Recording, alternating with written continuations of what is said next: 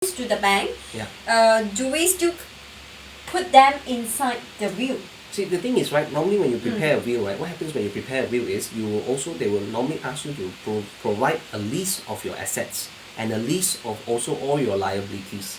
So this is actually, and all the bank account details, and in your list of assets, they ask for your bank account and which bank, which branch. If you're not comfortable giving the bank account details, you just give your bank account, which bank account you have there, okay? But if you want to be, for the sake of completion, you want to specify, you can put in the bank account, the branch where it is, and also the generally how much money is there, and your liability at that point in time when you prepare the will itself. So you normally, what will happen is that then the job of the person who then take over on behalf of the who has been appointed as the trustee, he will then be required to go and prepare all this pay off all the liabilities of all the estate of the deceased person. The deceased person is the person who passed away. Yeah. Alright, so to add on to whatever Alfred have just mentioned, Ivy, Yes. so if let's say you have owing and you buy an insurance, so the insurance will actually pay off your owing as well, pay off your debts. So like MLTA, or even your life insurance, if you have insurance that exceed the amount of your debts, so you can pay off that debts easily, or your children or your husband or your whoever can pay off the debts easily, then this property will be free of accumulances, then it will be an asset. Okay, so yes, you must put it inside the will according to Mr. Alfred, and also all your liabilities and also asset has to include inside the will. Okay, so May Tan say, I want to learn how to do trust planning. Exactly, this is where we are going to come next. We are going to talk about trust. So yeah, Ivy Lee say, oh, he have mother, so you have mother. So Ivy say, Yes, of course. so which Yeah. means I have to share with your mother. Yes, of course. I mean, I will not go into. As I would like to say, a will is very personal. So I will not want to share the details of the will during this live broadcast. I will not be that. And I would say that, as again, I say. Don't that worry, he was still alive tomorrow. Day after tomorrow, he was still alive after the live Yes. broadcast. After this live broadcast, right, I may have to sleep outside again.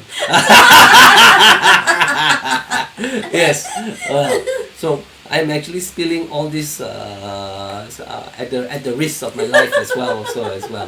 Yeah. And actually, for your information, he didn't know that he's going on live until 7 o'clock, Yes. I which didn't he know. was rushing all the way to Correct. dress up Yes. in good shape Yes. and be in front of the camera Correct. at 8:10 sharp, Yes. looking good. Thank you. Thank you. And this Yeah. is when he went for 2 court applications. Yes. Yesterday After and 2 today. court application, Yeah. he still looked fresh. Yes. And today as well. Okay, so I will have another questions. Do I need to pay annual fees for will? I think this is a very good question because a lot of people get mistaken. Okay. They got confused with either trust or will, and then they thought that will you have to pay like 500. If the will is 500, you have to pay 500 every year. So please. Okay, this is a very good question. I will not be going into details, but what I can say is that when you prepare, it really depends on whether you prepare your own will, or whether you go to a professional will writer, or you go to your lawyer. So what will they, and the services that they provide. Let's just say you prepare your own will, right? So if you prepare your own will and you keep it on inside your own safe, so anything happen to you, right, then you or your and then your loved one will, if they have once they have access to your safe, right, they can actually take the will itself. So there is actually no need for you to appoint someone to hold the will.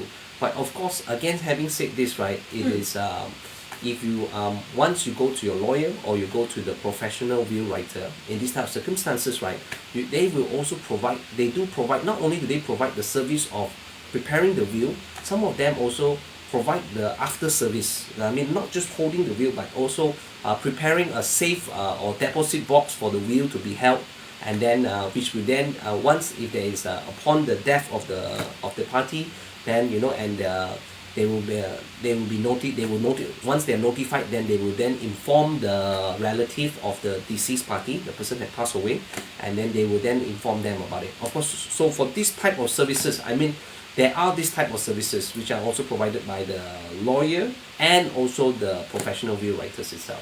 So this is one question that I always got very, very curious. Some people who drafted the will, and they ask the lawyers to be the executors. Yes, correct. Okay, so what if the executor passed away Okay. before the person passed away? So what will happen here is that if there is a will but there is no, okay, so before I go into this, right, I will have to go through the process to say that once you prepare the will the time, right, you not only list the instruction of how the assets are distributed to your beneficiaries, you also list out the person who you wish to appoint as the trustee, the executor. I mean, he is the person that will then carry out the instructions of the will. So if that executor passed away before the person passed away, who prepared the will, right? In this type of circumstances, right? Normally, if you go to a professional will writer, or you will go to a lawyer, they will propose that you nominate more than one executor. Okay, Yes. okay. So my next question gonna be absurd. What if both? Yes, if Passed both, away. okay, it really depends on whether or not. So if both party pass away, right? In that sense, right, then it is a will without it will be a will, but there will be no executor. So in these type of circumstances, right, then they will have the relative or the loved one will then have to choose someone that they wish to appoint as the executor, who will then be trusted to go and distribute the assets, and they will then apply to court for that party to be nominated or appointed as the executor of the property of the will Okay. of the will for all the estate properties itself. Okay. When my grandparent passed away, I was very, very young, so I did not witness all this scene.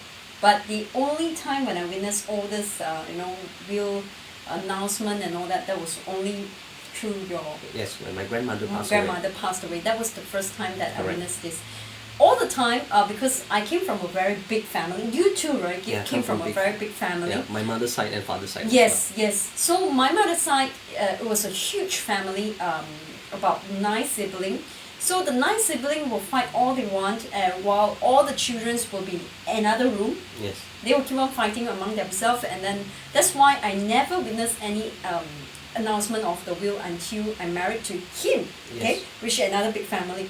So another one questions. Karen said she shared. Thank you so much, Karen. Thank you, Karen. Thank you, Yeah. Karen, for being so loving and Yes. sharing Thank to you. your friends. To all who have shared as well. So Thank you to very those much. who Yeah. have shared. Thank you so much. Yeah. Alice Tan asked, what and how will it affect if the children below 18 years old? Wow, this is a very, very Okay. powerful question. So what happens is that normally, right? Okay, so as I said again, right, the executor, what will happen is if there is, I'm assuming this is for parents. So normally what will happen is that there will be a guardianship, the legal guardian. So normally for the legal guardian, they will in the will itself, let's just say they will appoint a legal guardian for the children that are below 18 years old as well. So they can choose who they wish to be the legal guardian. Normally it will be, if there is no legal guardian appointed, then normally it will fall to the mother. Let's just say if the father passed away, then normally the legal guardian will be the remaining spouse. But let's just say that both pass away as well in such a tragedy itself, right? Then they will look at the will to see who will be the guardian, who does the parents wish to be the guardian in the event of that both of them pass away. So then the court will look at that, and they will see whether or not they are fit to be legal guardians or not as well. So during that period, then they can apply to court for them to get legal guardianship of the children itself. It could be the sibling of the parents, or Yes, it could be siblings, or it could be or the grandparents. Yeah, grandparents. Yeah, that would be either one of them. Correct. But usually, like for me, I will prepare a guardian first. Yeah. In the best, in case both of us touch wood, Yes. we actually travel around, then suddenly, couple, okay. So that was, we shouldn't talk about this during the month of seventh. It's the seventh month. Yeah, Yeah. 7th month, Yes. the Ghost Festival. Oh, we Correct. shouldn't talk about this, sorry. Yes. Wrong topic. Yeah, I mean, but this topic is quite, it's a very sensitive topic. It is very sensitive topic, Correct. but it's something that everyone knows, everyone will be curious about. And needs to know. That Yes. definitely needs to know. Because someone that passed away, what you left behind, you passed away and you think that it's easy for you, but you will left behind a lot of things, especially a lot of arguments after that if you did not manage it properly, especially if you have a lot of asset. Now, our dear friends, Yes. Mr. Ernest Toll asked a question: how can one protect one's asset if one doesn't want the beneficiaries to receive the assets directly? Wow, it's Wow. very deep. Okay, I think this one here actually. Ernest, can you do it in a very layman language? Yeah. Okay, so I repeat the question: how can one protect one's assets if one doesn't want the beneficiary to receive the assets directly? Well, I can think of through Yeah. a PA or a trust. It's going to be a trust now. So, Yeah. okay, so now I think We are going to talk about trust. we have to talk about trust We now. have to talk about because trust. Ernest has asked us this question. Yes. We have to talk about trust right now. Okay, so what is trust? Because Before all the we go time. there, first we have Yeah. to give a shout out to Ernest, who is also which is a close friend of Vicky and I. Hi, Ernest. Hi, Ernest in Australia. Yeah. Are you enjoying the sun, or is it winter now? What's the season now? I'm not sure as well. So It's okay. It's just Yeah. Australia. yes. He's enjoying his Australia. Okay. Okay, so now we have to talk about trust. So, right, what happens is that if a person does not want to transfer all the assets directly to to the beneficiaries itself, right, they can actually prepare legal instrument known as trust instruments, right, in order for the properties to be transferred from the owner to the trust itself, or whether